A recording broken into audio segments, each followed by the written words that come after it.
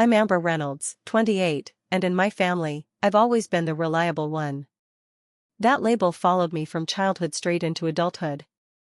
This Christmas, I was heading home to Boston from Chicago, where my demanding marketing job keeps me busy year-round. I was excited until I overheard a conversation between my sister and mom about their plans to make me the designated babysitter for all 9 of my cousin's children.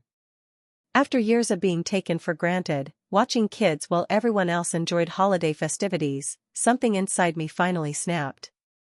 Before I tell you how I flipped the script this Christmas, drop a comment telling me where you're watching from and hit subscribe to join my journey of finally standing up for myself. Being the responsible one wasn't a role I chose, it was assigned to me practically from birth. As the eldest of 3 children in the Reynolds family, I learned early that my job was to set the example, help out, and never complain.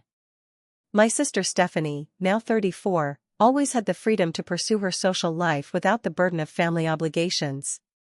My brother Ryan, 31, got away with the bare minimum because boys will be boys. Meanwhile, I became my mother's right hand by age 10. My parents, Margaret and Thomas Reynolds, never explicitly told me I had to be the family helper, but their approval was always tied to how much I did for others. Amber is such a good girl, my mother would tell relatives. I don't know what I'd do without her. That praise became my currency, and I worked harder and harder to earn it. When I left for college, I thought things would change. I chose Northwestern University in Chicago, a good 6-hour drive from our Boston suburb, partly for its excellent business program and partly for the distance it put between me and my family's expectations. But somehow, the physical distance only cemented my role. Phone calls from home always started with "We miss you so much" and quickly transitioned to "Could you help your brother with his college applications?" or "Your sister is going through a rough patch and could use some advice." After graduation, I landed a job at a prestigious marketing firm in Chicago. The hours were brutal, but I thrived on the challenge. My small apartment in the city became my sanctuary, a place where I could finally put my needs first. But every holiday, I dutifully packed my bags and returned to Boston, where I immediately slipped back into my old role. Last Christmas was particularly exhausting. My cousin Rachel's twins were just learning to walk, and somehow I became their designated chaperone. Jason's 3 kids fought constantly over toys, with me serving as mediator. My sister Stephanie's 2 children and my other cousin Mark's 2 kids completed the chaotic mix. While the other adults exchanged gifts, sipped eggnog, and enjoyed adult conversation by the fireplace, I was upstairs trying to organize a makeshift daycare. "You're so good with them," my mother would say whenever she popped in, usually just long enough to drop off another child before returning to the party. I'd smile and nod, pushing down my resentment. By the time I managed to join the adults, dinner was over, and everyone was too full and tipsy to engage in any meaningful conversation with me. The Reynolds family operates on unspoken rules. One of those rules is that if you're good at something, that becomes your permanent job. Since I'd shown competence with children during my teenage babysitting years, I was forever typecast as the family childcare provider. No one ever asked if I minded or if perhaps I'd like to rotate responsibilities. It was simply expected. Our family home in Lexington, a charming suburb of Boston, had always been the gathering place for holidays. The 2-story colonial with its wraparound porch and spacious backyard was perfect for family events. My father, a high school principal, and my mother, a part-time librarian, had created a warm if somewhat traditional household. We weren't wealthy, but we were comfortable, and family ties were emphasized above all else. The Reynolds family gossip chain operated with impressive efficiency. My mother served as the central hub, collecting and distributing information with remarkable speed. If I mentioned to my brother that I was considering a career change, my phone would ring within hours, my mother just checking in but somehow already aware of my potential plans. From my small 1-bedroom apartment in Chicago, with its city views and minimal decor, I'd sometimes look around and feel a pang of loneliness. But that feeling was quickly replaced by appreciation for the peace, the ability to make decisions without committee approval, and the freedom to exist without constantly anticipating others' needs. During holidays, I missed this sanctuary intensely. Year after year, I told myself things would be different. I'd set boundaries, speak up for myself, join the adults rather than automatically gravitating toward the children. But each time, I'd arrive home, see my mother's expectant face, hear my sister's immediate requests for help, and feel my resolve crumble. The path of least resistance was to fall back into the helper role, to be the Amber they expected. My colleagues often asked why I always looked so drained after holiday breaks. "Aren't vacations supposed to be relaxing?" they'd joke. I'd laugh and make vague comments about busy family time, never admitting that my holidays were essentially unpaid babysitting gigs stacked on top of emotional labor. This year, I promised myself things would be different. I'd finished a major marketing campaign for a prestigious client, earning praise from the agency partners. I was exhausted but proud, and for once, I was looking forward to actual rest during the Christmas break. I even splurged on a nice bottle of wine to share with the adults and bought myself a new dress for Christmas dinner. I was determined to participate as a full-fledged adult family member this year. With this newfound determination, I decided to surprise my family by arriving a day early. I imagined my mother's delight, the chance to help with holiday preparations in a meaningful way rather than being relegated to child duty by default. I packed my bags with optimism, not knowing that this early arrival would completely change the course of my holiday, and perhaps my life. The snow was falling gently as I pulled my rental car into the driveway of my parents' house. The familiar colonial looked like a picture-perfect Christmas card, icicle lights hanging from the gutters, a wreath on the front door, and the large bay window showcasing a magnificent Christmas tree. Dad had outdone himself this year with the decorations. Warm light spilled from the windows, and I could already smell something delicious baking. For a moment, I sat in the car, allowing myself to enjoy the anticipation. Despite my complicated feelings about family gatherings, there was always something magical about coming home for Christmas. I decided not to text anyone that I had arrived. The surprise on their faces would be worth it. Using my old house key, I quietly let myself in the front door. The entryway was festooned with garlands and miniature stockings. The familiar scent of my mother's cinnamon apple potpourri filled the air, mingling with the pine fragrance of the real Christmas tree in the living room. Carols played softly from the sound system my dad had installed years ago. I set my suitcase down silently and removed my snow-covered boots. Voices drifted from the kitchen, my mother and sister, from the sound of it. I was about to call out when I heard my name mentioned. Something in my sister's tone made me pause. "Amber won't mind watching all the kids on Christmas Eve," Stephanie was saying. "She never does. And you know she's so much better at keeping them entertained than any of us." "That's true," my mother agreed. "It will be so nice to have an adults-only dinner for once." With Rachel bringing the twins, Jason bringing his 3, year 2, and Mark's 2 kids, we'll have 9 little ones running around. Thank goodness Amber will be here to manage them. "I already told everyone she'd handle the childcare," Stephanie continued. Rachel was concerned about imposing, but I assured her Amber loves doing it. She doesn't have kids of her own, so I think this is her way of getting that experience. I stood frozen in the hallway, my heart pounding in my ears. They hadn't even waited until I arrived to volunteer me for babysitting duty. Worse, they were discussing it as if it were a favor to me, as if spending Christmas Eve corralling 9 children was some sort of gift. "Did you check with Amber about this arrangement?" My mother's voice held a slight note of concern. There was the sound of a spoon against a bowl. Stephanie must have been helping with the Christmas baking. "No, but there's no need. Amber always says yes to everything. Besides, what else would she do? It's not like she has someone special to spend time with." The casual cruelty of that statement hit me like a physical blow. Was that how my family saw me? As having nothing better to do than serve their needs because my life must be empty otherwise? "I suppose you're right," my mother sighed. "Still, it would be nice if we could all take turns with the children." "Mom, be realistic," Stephanie laughed. "The last time Mark tried to watch the kids, 2 of them ended up drawing on the dining room wall with permanent markers. And Jason can barely manage his own 3, let alone all 9. Amber is just naturally good at it." We should get her something extra special for Christmas this year, my mother mused. To show our appreciation. I already got her that scarf we saw at the mall, Stephanie replied. The practical one, not the silky one she was admiring. The nice one would just get ruined with kids pulling on it. My mother made a sound of agreement. Good thinking. Now, for the adult dinner, I was thinking we could open that special bottle of champagne. They continued discussing plans for their adults-only Christmas celebration while I stood in the hallway, invisible and forgotten except as a childcare solution.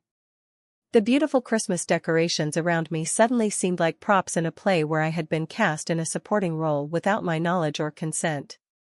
With shaking hands, I picked up my suitcase. Moving as quietly as I had entered, I made my way up the back stairs to the guest bedroom that was always prepared for my visits. The room was exactly as I remembered, the same floral bedspread, the same photographs of me through various stages of childhood adorning the walls, the same desk where I had done homework during high school. I sat on the edge of the bed, the conversation replaying in my mind. 9 children. All of Christmas Eve. Not even the courtesy of being asked. And the assumption that I had nothing better to do, no life of my own that might be interrupted by their plans. The worst part wasn't even being assigned babysitting duty, it was the casual way they discussed me, as if my feelings and preferences were entirely irrelevant. As if I were a household appliance rather than a family member deserving of consideration. Through the floor, I could hear them continuing their conversation, now discussing which wine would pair best with dinner. Their voices drifted up to me, excited about the adult festivities I apparently wouldn't be joining. I pulled out my phone and scrolled through my text messages. There were several from my mother over the past week, "Can't wait to see you," and "We're all so excited for your visit." Not a single one mentioned being the designated childcare provider for the entire extended family. As the reality of the situation sank in, I felt tears forming. I had spent countless holidays catering to everyone else's needs, always putting myself last. I had convinced myself it was temporary, that eventually my family would see me as more than just the reliable helper. But this conversation made it crystal clear, they had no intention of ever seeing me differently. In their minds, good old Amber would always be there to pick up the slack, to do the jobs no one else wanted, to sacrifice her own enjoyment so others could have fun. I was the family's safety net, not a person with needs and desires of my own. Outside the guest room window, snow continued to fall, covering the neighborhood in a pristine white blanket. Somewhere in the distance, I could hear children laughing, probably the neighbors' kids building a snowman or having a snowball fight.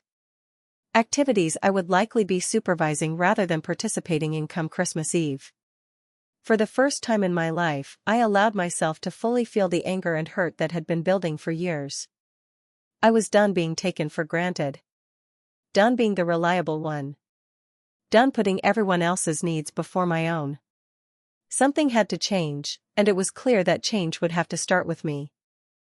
The revelation of my family's plans hit me like an avalanche, not just because of this specific instance, but because it crystallized years of similar treatment I had somehow normalized. As I sat alone in the guest bedroom, memories from previous holidays flooded back, each one more painful than the last in light of what I'd just overheard. Last Christmas, my cousin Rachel's 2-year-old had a meltdown just as the family was gathering for the gift exchange. Without a word, everyone looked to me. I ended up missing the entire exchange, including the opening of gifts I had carefully selected for each family member, because I was upstairs giving an impromptu bath to a screaming toddler covered in cranberry sauce. When I finally came downstairs, my unopened gifts had been neatly stacked in the corner, an afterthought. My brother Ryan was wearing the cashmere scarf I'd bought him, though he couldn't remember who it was from when I mentioned it. At Thanksgiving, I had spent hours helping my mother prepare the meal, then served everyone before sitting down myself. By the time I took my place at the table, the food was cold, and the conversation had moved on without me. When I tried to join in, my sister Stephanie had interrupted with, "Amber, could you grab the gravy? It's getting cold over here." I had gotten up immediately, my own meal forgotten again. My whole life had been a series of these moments, small sacrifices that seemed insignificant in isolation but formed a pattern of invisibility when viewed together. I had become the family's background character, essential to the plot but never the protagonist in my own story. With this realization came tears, not the quiet, dignified kind, but ugly, body-racking sobs that I muffled with a pillow so no one downstairs would hear. I cried for the college parties I'd missed because I was on the phone talking my sister through a breakup. I cried for the promotions I'd nearly missed because I was exhausted from managing family crises during holidays. I cried for the version of Amber who had become so accustomed to putting herself last that she no longer knew how to put herself first. After the tears subsided, I felt hollow but oddly calm. I picked up my phone and mindlessly scrolled through social media, seeking distraction. My colleague Jordan had posted photos from a marketing agency Christmas party I'd skipped to come home early. Everyone looked happy, carefree, raising glasses of champagne in a beautifully decorated venue. My boss had commented, missing our star campaign manager. I kept scrolling. Another colleague, Madison, was at a ski resort in Colorado with friends, their faces flushed with cold and excitement as they posed on a mountaintop. "Best decision ever, last-minute Christmas getaway," her caption read. And then, as if the universe were sending me a sign, an advertisement appeared in my feed, "Last-minute Christmas vacation deals, treat yourself this holiday season." The image showed a cozy lodge in Aspen, snow-covered mountains in the background, a roaring fireplace in the foreground. I clicked on it almost without thinking. The Aspen Mountain Lodge was offering a special rate for the holidays, complete with Christmas dinner, activities, and even a gift-giving event for guests spending Christmas away from family. The photos showed adults enjoying themselves, skiing, relaxing by the fire, raising glasses in a toast. Adults. Not a child in sight. A strange feeling began to spread through my chest, something unfamiliar that took me a moment to identify: possibility. For the first time, I allowed myself to imagine a Christmas that wasn't dictated by family expectations. A Christmas where I wasn't reliable Amber or babysitter Amber, but just Amber. A person with her own wants and needs. My hands trembled slightly as I checked my bank account. The end-of-year bonus from the successful marketing campaign was still there, untouched. I had been saving it for something special without any clear idea of what that might be. Now I knew. The decision crystallized with surprising speed. My heart raced, but not with anxiety, with exhilaration. My skin felt electrified, tingling with adrenaline as I made up my mind. I was not going to spend another holiday catering to everyone else's needs while my own went unmet. I was not going to watch 9 children while the adults enjoyed themselves. I was not going to be taken for granted one more time. Quietly, methodically, I began to pack the suitcase I had just brought upstairs. I folded the new dress I had bought for Christmas dinner and placed it carefully on top. Then I sat at the small desk and wrote a note on the stationery that had been in the drawer since my high school days. Mom, Dad, Stephanie, and Ryan. I overheard the plans for me to watch all 9 children on Christmas Eve. I'm sorry, but I won't be available for babysitting duty this year. I've made other arrangements for my holiday. I hope you all have a wonderful Christmas. Love. Amber. I placed the note on the pillow where it would be easily seen. Then I picked up my suitcase and coat, took one last look around the room filled with memories of the dutiful daughter I had always been, and quietly headed for the stairs. The sound of laughter drifted up from the kitchen, my mother and sister still planning their perfect adult Christmas, blissfully unaware that their childcare arrangements were about to fall through. For a moment, I hesitated. The lifelong instinct to put their needs before mine was powerful. But for once, I kept walking. Sneaking out of my parents' house felt both childish and thrilling. I tiptoed down the back stairs, avoiding the creaky third step from the bottom, a trick I'd learned as a teenager. The kitchen voices grew louder as I reached the first floor, but I slipped past the doorway unseen, my heart pounding in my chest. The front door opened with a mercifully quiet click. I stepped outside into the snow, pulling the door closed behind me with exquisite care. The cold air hit my face, sharp and clarifying. For a moment, I stood on the porch, half expecting to hear my name called, to be pulled back into the fold of family expectations. Nothing happened. No one noticed my departure. I made my way to the rental car, grateful that I'd parked it at the edge of the driveway rather than blocking anyone in. The snow had intensified, creating a hushed, private world. I placed my suitcase in the trunk, brushed snow from the windshield, and slid into the driver's seat. As I pulled away from the house, a wild, unfamiliar sensation bubbled up inside me, something between terror and elation. I had never done anything like this before. I, Amber Reynolds, the responsible one, was essentially running away from home at 28 years old. And it felt incredible. Once I was safely a few blocks away, I pulled into the parking lot of a coffee shop to gather my thoughts and make concrete plans. The Aspen deal was still open on my phone. Without allowing myself time for second thoughts, I booked a 5-night stay at the Aspen Mountain Lodge, starting tonight.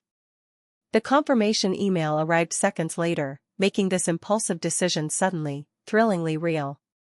Next came the flight.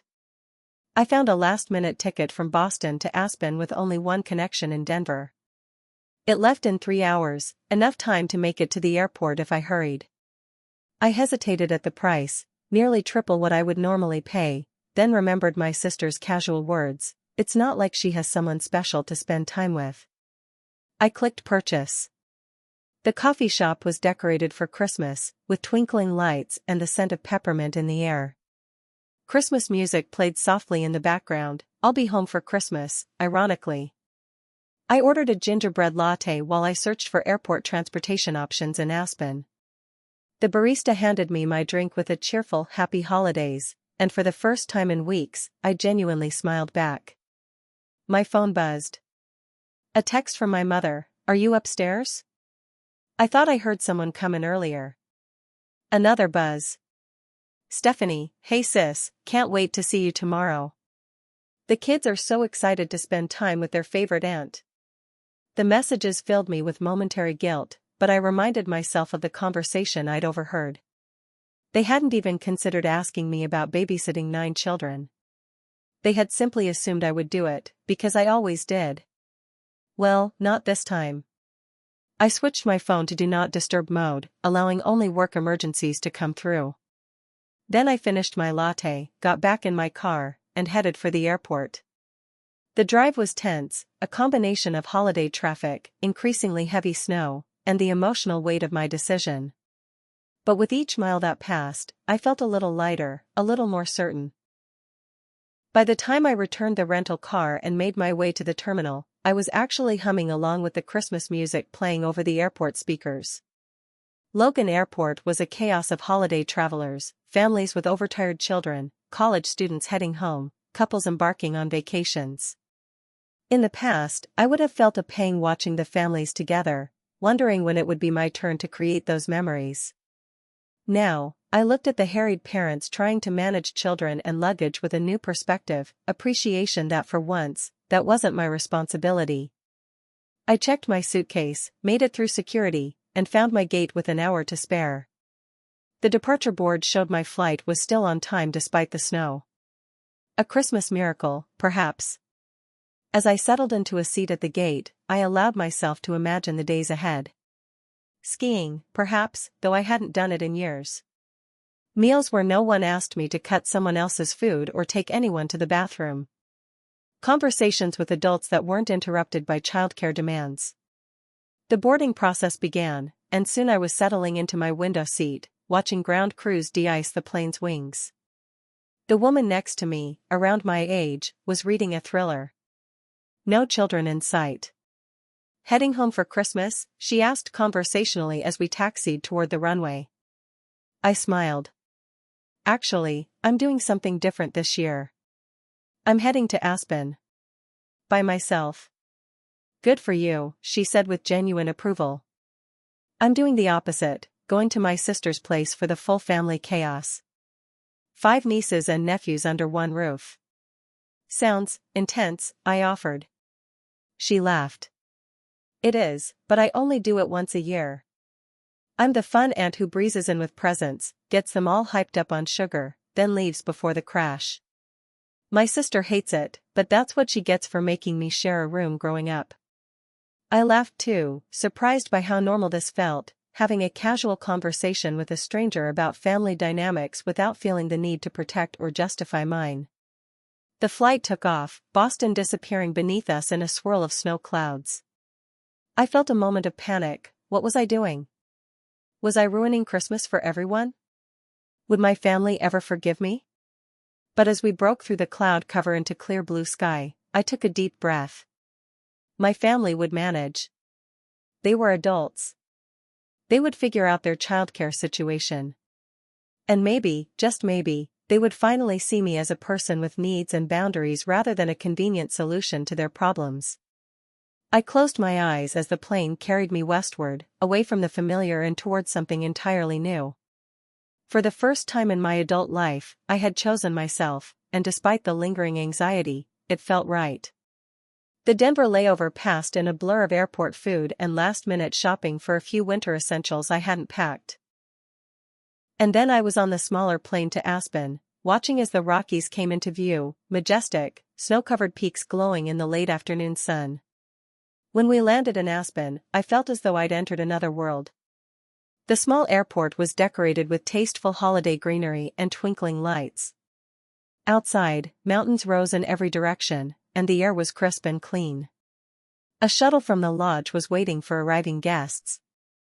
The driver, a cheerful man named Paul with a gray beard that made him look like a rugged Santa Claus, helped with my luggage and welcomed me aboard.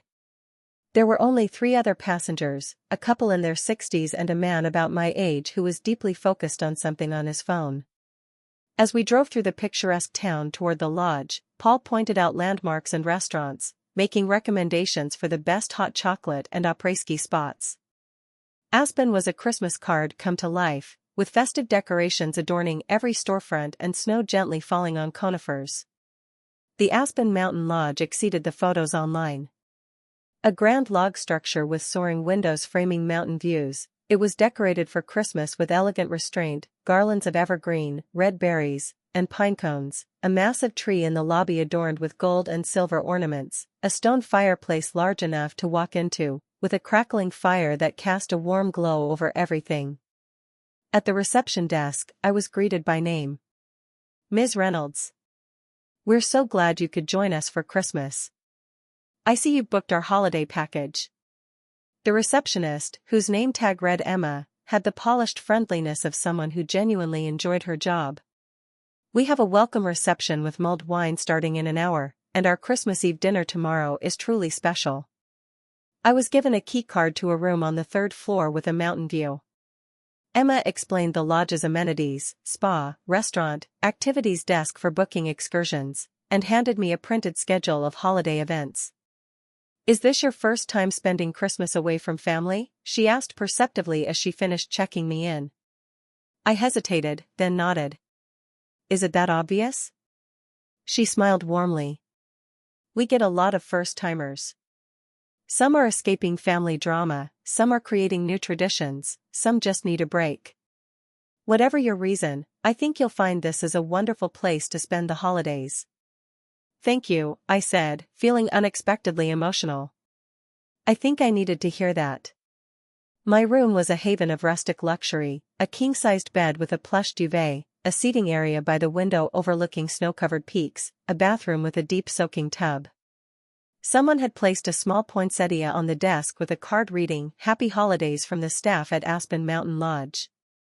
I unpacked, hung up my new dress, which I would definitely be wearing for Christmas dinner now, and took a long, hot shower, washing away the stress of the day's decisions and travel. Wrapped in the lodge's plush robe, I finally allowed myself to check my phone. The screen lit up with notifications, 7 missed calls from my mother, 5 from Stephanie, 3 from my father, and 2 from Ryan. Numerous text messages ranged from confused, "Are you okay? Where are you?" to concerned, "Please call us, we're worried," to angry, "I can't believe you would do this to us at Christmas." I took a deep breath and composed a single text to the family group chat. I'm safe and well. I've decided to take some time for myself this Christmas, I'll be in touch after the holiday. Please respect my need for space right now. Then I silenced my phone again, placed it on the nightstand, and went downstairs to join the welcome reception, ready to experience a very different kind of Christmas. Christmas Eve morning dawned clear and brilliant, sunlight reflecting off pristine snow. I woke early, having slept better than I had in months, and stood at my window watching skiers already making their way down the mountain. The view was postcard perfect: blue sky, white snow, green pines. For a moment, I felt completely at peace. Then I remembered I needed to check my phone. With a mixture of dread and determination, I settled back onto the bed and turned off Do Not Disturb mode. Immediately, my phone began buzzing with backed-up notifications. 23 missed calls. 47 text messages. 6 voicemails. I started with the voicemails, putting the phone on speaker as I made coffee using the in-room machine. First voicemail: my mother, 7:42 p.m. yesterday. Amber? Honey? We found your note. I don't understand what's happening. Please call us back right away. We're very worried. Second voicemail: Stephanie, 7:58 p.m. Amber, what the hell? You can't just disappear like this. Mom is freaking out, and now I have to figure out what to do with all the kids tomorrow night. Call me back immediately. Third voicemail: my father, 8:15 p.m. Princess, it's Dad. Whatever's upset you, we can talk about it. Please let us know you're safe. Your mother is beside herself with worry. Fourth voicemail: my mother again, 9:30 p.m. Amber Elizabeth Reynolds, I don't know what kind of game you're playing, but this is completely irresponsible. We have family coming tomorrow. We need to know what's going on. Fifth voicemail: Ryan, 10:45 p.m. Hey sis, everyone's pretty worked up here. I get needing space, believe me, but maybe just let them know you're okay? Also, I kind of overheard what Steph and Mom were planning with the babysitting thing. That was pretty crappy of them. Call me if you want to talk. Sixth voicemail: Stephanie, 7:15 a.m. today, so I just spent an hour on the phone trying to find a babysitter for Christmas Eve. On Christmas Eve? Do you have any idea how impossible that is? I had to call 5 different agencies. Rachel and Jason are considering not coming now because they can't bring the kids. Christmas is going to be ruined, and it's all because you couldn't handle a few hours of watching your nieces and nephews. I thought you were more mature than this, Amber. I took a deep breath, my hand shaking slightly as I sipped my coffee.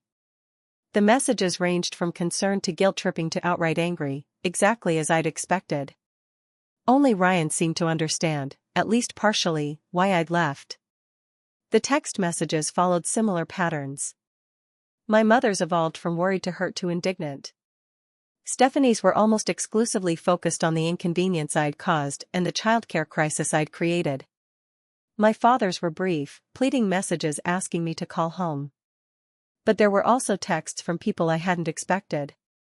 From Rachel: Amber, I just heard what happened. I'm so sorry if I contributed to you feeling taken advantage of.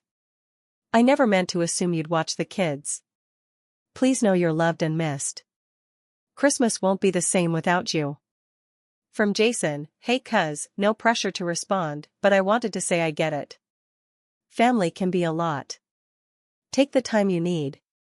From Mark's wife Eliza: just wanted to check if you're okay. Also, for what it's worth, I told everyone last Thanksgiving that we should rotate childcare duty instead of always putting it on you. Sending love wherever you are. These messages brought tears to my eyes, not from guilt but from validation. At least some family members had seen what was happening, even if they hadn't spoken up forcefully enough to change it.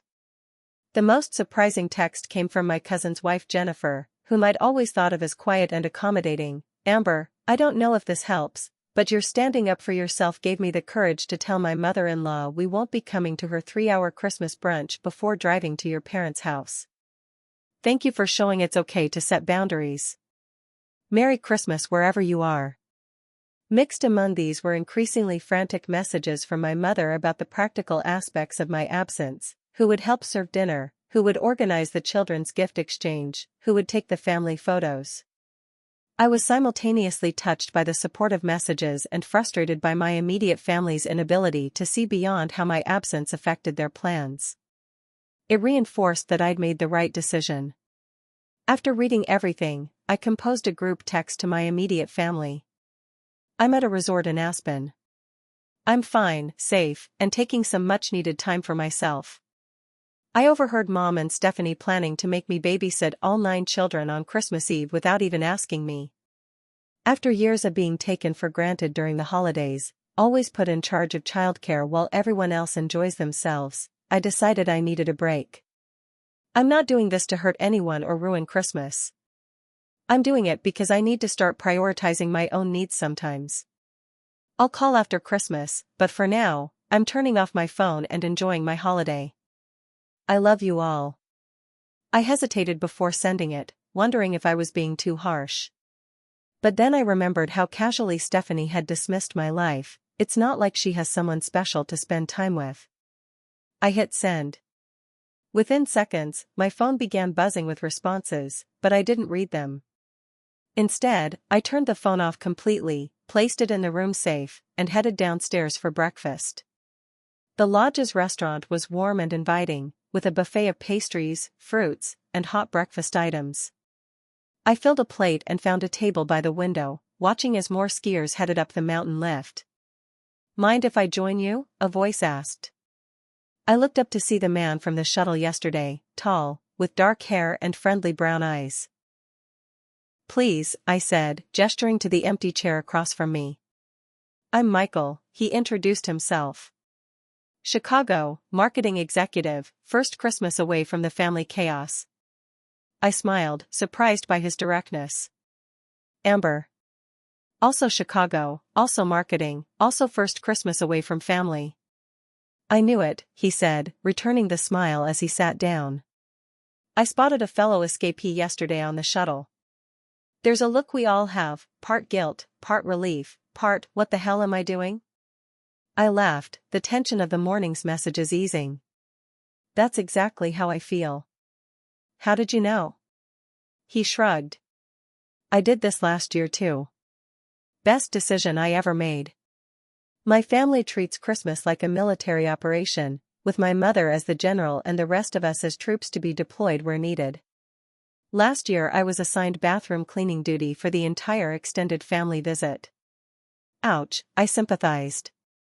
I was the designated childcare provider. For 9 kids. Michael winced. You win. We talked through breakfast, discovering we had more in common than just escaping family obligations. He worked for a competing agency in Chicago, and we knew some of the same people. He was passionate about independent films, while I loved theater. We both preferred mountains to beaches and dogs to cats. As we finished our coffee, he asked, any plans for today? I was thinking of trying the beginner ski slopes if you'd like to join me. For a moment, the old Amber hesitated, was it sensible to spend the day with a stranger? But then I reminded myself that I was done being sensible all the time. I was on vacation, doing something just for me. I'd love to, I said. But fair warning, I haven't skied since a disastrous high school trip where I spent more time horizontal than vertical. He laughed. Perfect. We'll fall down the mountain together. As we headed to the activities desk to arrange for lessons and equipment rental, I felt my phone in the safe upstairs like a distant concern, no longer an urgent pull on my attention. For the first time in years, my only responsibility was to myself and what I wanted to do. It felt foreign. It felt frightening. It felt fantastic. The ski lesson was both humbling and hilarious. Michael and I were placed in a group with 3 other beginners, a father-daughter duo from Texas who had never seen snow before this trip, and a woman about my age who kept muttering, "I'm too old for this," despite being perfectly coordinated. Our instructor, a patient Norwegian named Lars, managed to get us all successfully down the bunny slope by lunchtime without any major injuries. I think I've discovered muscles I never knew existed, I laughed as Michael and I collapsed at a table in the lodge's casual cafe for lunch. My cheeks were flushed from cold and exertion, my hair a mess from the helmet. "You're a natural," Michael insisted, his own face reddened from the cold. Lars was impressed by that last run. Lars was being kind, I corrected. But I didn't fall on that last attempt, which I'm counting as an Olympic-worthy achievement. We ordered hot soup and sandwiches, comparing notes on our fledgling ski techniques while warming up. The cafe was busy with holiday skiers, the atmosphere festive and energetic. At a nearby table, a group was singing Christmas carols between bites, occasionally drawing others into their impromptu performance. "So," Michael said as our food arrived, "what finally made you do it?" "Leave the family Christmas, I mean." I hesitated, then told him about the overheard conversation, my sister's casual dismissal of my life, the years of being taken for granted. "The thing is," I concluded, "I love my family. I really do. And I don't mind helping out or spending time with the kids. I just wanted to be asked, not assigned. I wanted to be seen as a person with my own needs and desires, not just a convenient solution to their childcare problem." Michael nodded thoughtfully. "That's the thing about family, they see us as we were, not as we are. To your family, you're still the responsible oldest child, the reliable one. They literally can't see past that role they assigned you." "Exactly," I said, feeling understood in a way I rarely experienced. "What about you? What drove your great escape?" "Similar story, different details," he said. "Middle child syndrome, invisible unless useful. Last year I spent Christmas Day fixing everyone's tech problems and assembling toys, then got criticized for not helping enough with dinner. When I flew home, my mother actually said, 'It's a shame you couldn't stay longer to help your sister move next weekend. Not we'll miss you or it was good to see you, just regret that my usefulness was time limited.' Families are complicated," I sighed. "The understatement of the century," he agreed. "But you know what's not complicated? Skiing badly and then rewarding ourselves with hot chocolate and schnapps by the fire. Now that sounds like a perfect Christmas Eve activity." After lunch, we braved a slightly more challenging slope, which I navigated with only 2 falls, progress, by my standards. By mid-afternoon, pleasantly exhausted, we returned our equipment and headed back to the lodge. The grand lobby had been transformed for Christmas Eve. A string quartet played holiday classics in the corner. Staff circulated with trays of hot beverages, cocoa for the returning skiers, mulled wine and eggnog for those already showered and dressed for evening festivities. "Join me for a pre-dinner drink after we clean up?" Michael suggested as we reached the elevators. "I'd like that," I said, surprised by how comfortable I felt with him after just one day. In my room, I found a small gift basket had been delivered, a lodge-branded ornament, chocolates, and a card wishing me a peaceful holiday. The thoughtful gesture from the staff touched me deeply. I took a long, hot shower to soothe my ski-sore muscles, then dressed carefully in my new dress, the one I'd bought for a family dinner where I would likely have ended up eating cold food after serving everyone else. As I applied makeup and styled my hair, I thought about checking my phone but decided against it. Whatever family drama was unfolding in Boston, it would still be there tomorrow. Tonight was for me. Michael was waiting in the lobby, looking handsome in dark slacks and a blue button-down that brought out his eyes. He'd found us seats near the massive stone fireplace, where flames danced and crackled, casting a warm glow over everything. "You look beautiful," he said as I joined him, handing me a glass of champagne. "Thank you," I replied, feeling a blush that had nothing to do with windburn. "You clean up pretty well yourself." We toasted to Christmas freedom and spent the next hour talking about everything and nothing, our jobs, favorite books, places we'd traveled, embarrassing holiday memories from childhood. The lobby filled with other guests, many dressed for the lodge's formal Christmas Eve dinner. The atmosphere was festive yet relaxed, holiday music mixing with conversation and laughter. "I should probably check my phone," I said eventually, reluctant to break the spell of this perfect evening but feeling the weight of responsibility. "My family is probably having a collective meltdown. Want company for moral support?" Michael offered. I nodded gratefully, and we headed to my room to retrieve my phone from the safe. When I turned it on, it immediately began a symphony of notification sounds. 28 new text messages, 12 missed calls, 4 voicemails. Wow, Michael said. They really can't handle your absence. I scrolled quickly through the texts. Most were from my mother and Stephanie, alternating between guilt trips and anger. But there was also one from Ryan that caught my attention, just letting you know we worked it out. Steph hired a babysitter for the night, and everyone's pitching in to cover the cost. Enjoy Aspen. Sounds amazing. Maybe next year I'll join you instead of dealing with this circus. My brother gets it, I said, showing Michael the text. Siblings can surprise you, he agreed. Maybe you can be co-conspirators next Christmas. I listened to the voicemails next.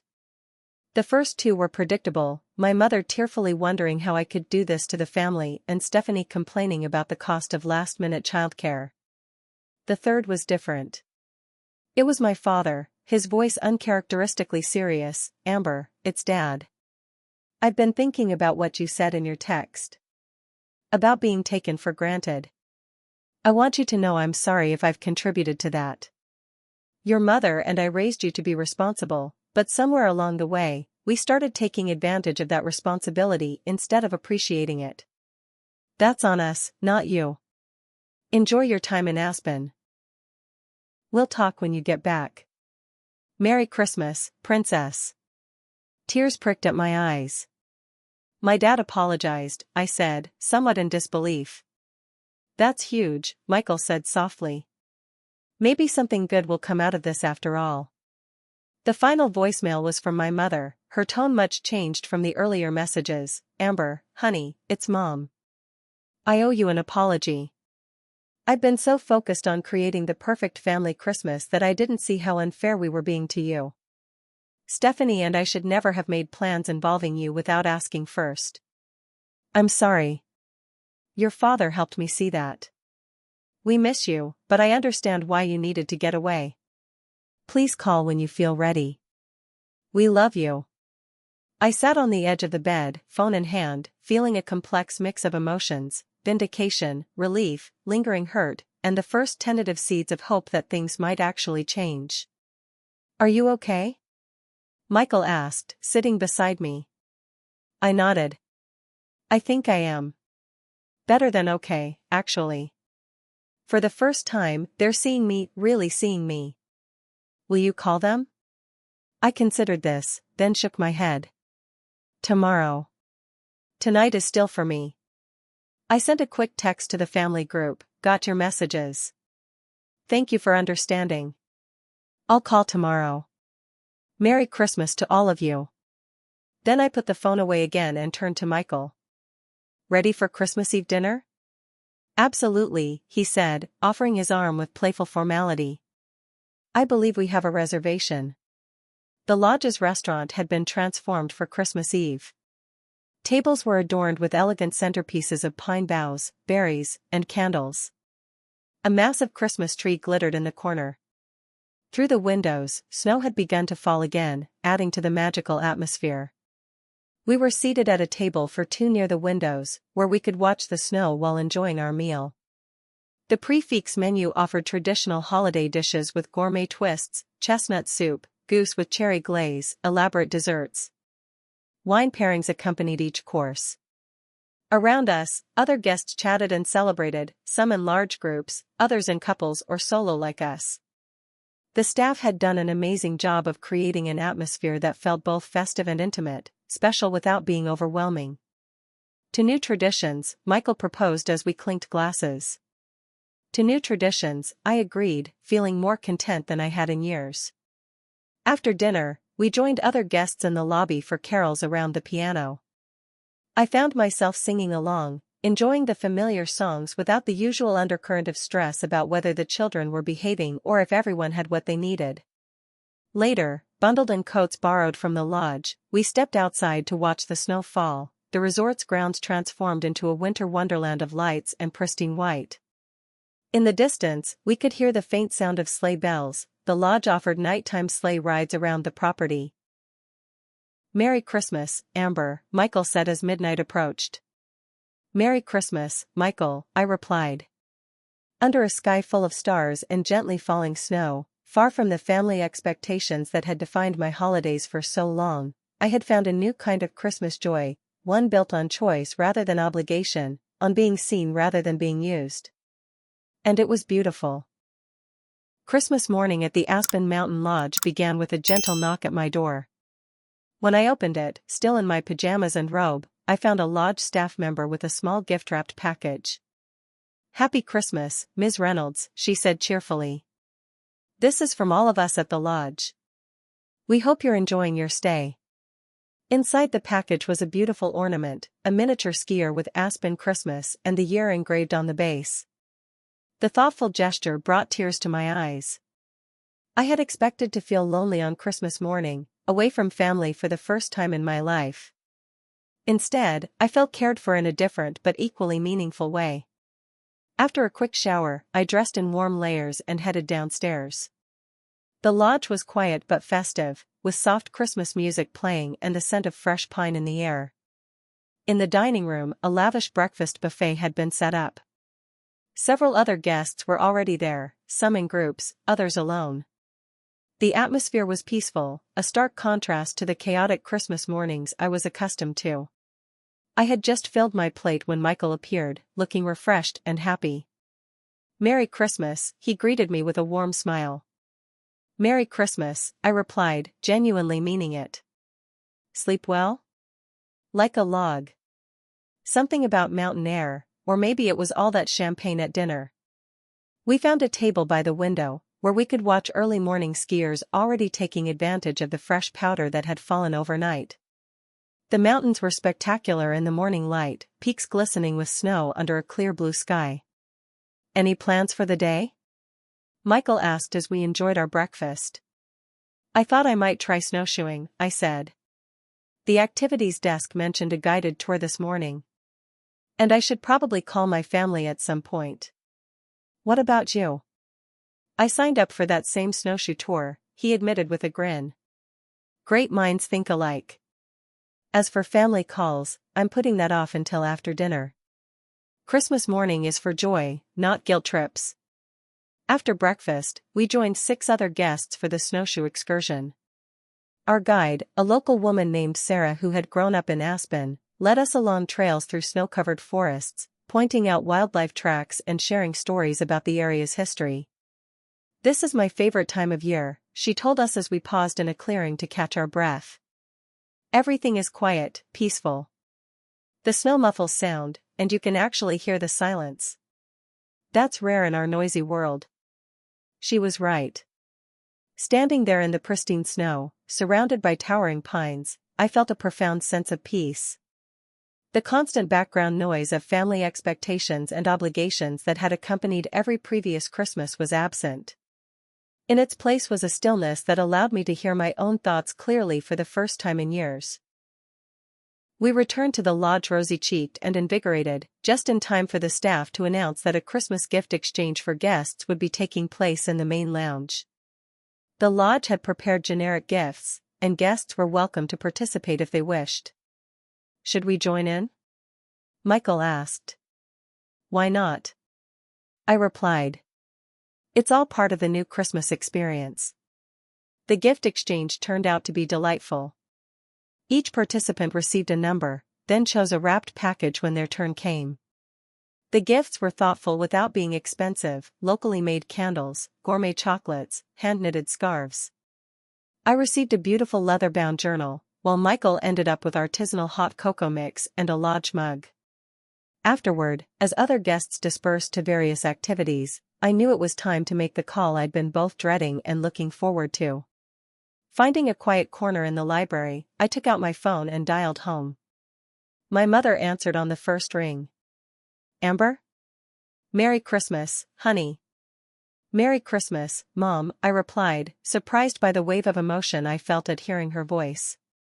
"How's Aspen? Is it beautiful? Your father and I went there for our 10th anniversary, remember?" Her genuinely interested tone, without a hint of guilt-tripping, caught me off guard. "It's gorgeous. Snowy and peaceful, and everything a Christmas in the mountains should be." I'm glad, she said, and to my surprise, she sounded sincere. Amber, I want you to know again how sorry I am.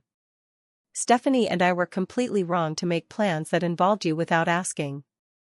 We've taken advantage of your generous nature for far too long. Thank you for saying that, I said, feeling a knot in my chest begin to loosen.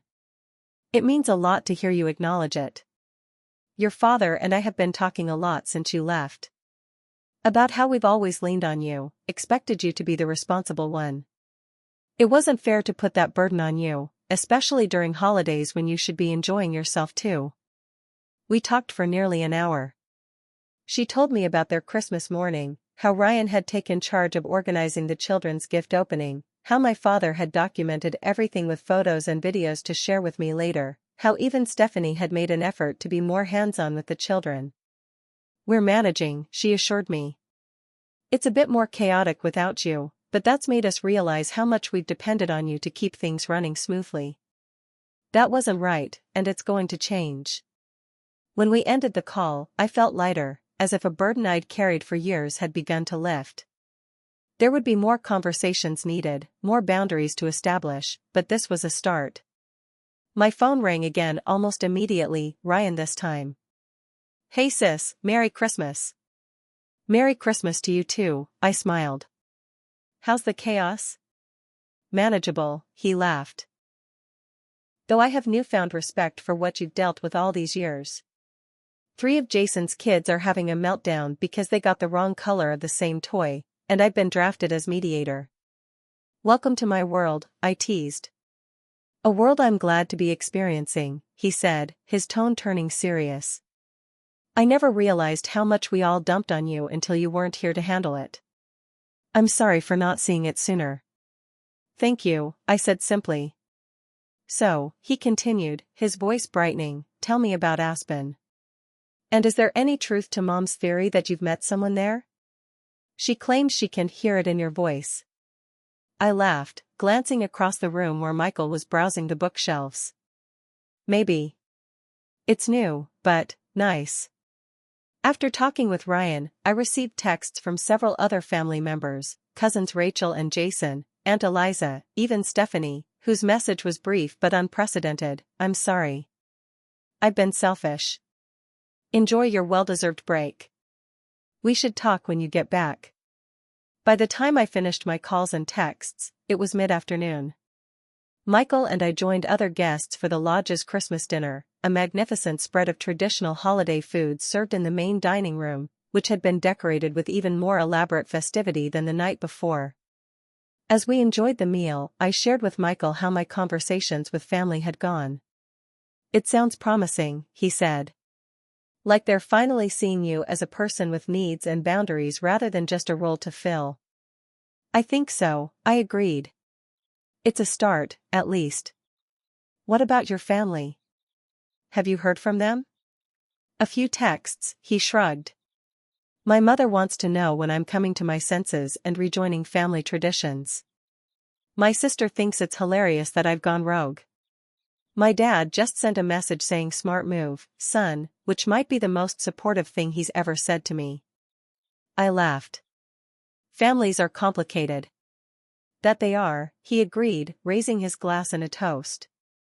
To setting boundaries and finding our own joy. To boundaries and joy, I echoed, clinking my glass against his. After dinner, we joined a group of guests for a nighttime walk around the property, everyone bundled in winter gear, carrying mugs of hot cocoa or mulled wine. The lodge grounds had been illuminated with thousands of tiny white lights, creating a magical wonderland effect. The sky above was clear and star-filled, the mountain air crisp and invigorating. As we walked, Michael's gloved hand found mine. It felt right, comfortable, as if we'd known each other far longer than 2 days. What happens after this? He asked quietly. When we go back to Chicago? I'd like to find out, I replied honestly. If you would. His smile was answer enough. Later, as the Christmas day came to a close, I stood on the balcony of my room, watching the sun set behind the mountains. The sky turned shades of pink and gold, then deepened to purple and indigo as stars began to appear. I thought about the journey I'd taken, not just the physical distance from Boston to Aspen, but the emotional distance I'd traveled in standing up for myself. For years, I had allowed my family to define my role, to take advantage of my willingness to help, to see me as a function rather than a person. It had taken a painful revelation and a dramatic departure to change that dynamic. The path forward wouldn't be simple. Old patterns were hard to break, and I knew there would be moments when my family, and I myself, would slip back into familiar roles. But something fundamental had shifted. I had found my voice, set a boundary, and instead of the world ending as I had feared, a new and better possibility had emerged.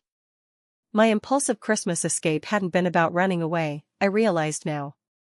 It had been about running toward something, toward self-respect, toward healthy boundaries, toward a life where my needs mattered as much as everyone else's. As I watched the final colors fade from the sky, I felt a profound sense of gratitude for this unconventional Christmas that had given me the most precious gift of all, the permission to prioritize myself. I thought about Michael, about the unexpected connection we'd formed, and about returning to Chicago with new perspectives and possibilities. I thought about my family, struggling but managing without me, perhaps gaining new appreciation for all I'd done in past years. I thought about future holidays, where I might be present but on different terms, participating as an equal rather than a servant. Standing there in the gathering darkness, mountain peaks silhouetted against the star-filled sky, I felt something I hadn't experienced during Christmas in years: hope, possibility, and the quiet joy of being truly seen. This Christmas away from family hadn't been an ending but a beginning, the start of a healthier relationship with my loved ones, and more importantly, with myself. And that was the greatest gift I could have ever given myself. Have you ever had to set a difficult boundary with family during the holidays? How did it change your relationship? Share your experience in the comments below. If this story resonated with you, please hit the like button and subscribe to hear more stories about finding balance between family obligations and self-care. Remember, sometimes the bravest thing you can do is prioritize your own well-being. Thank you for listening, and may your holidays be filled with joy and healthy boundaries.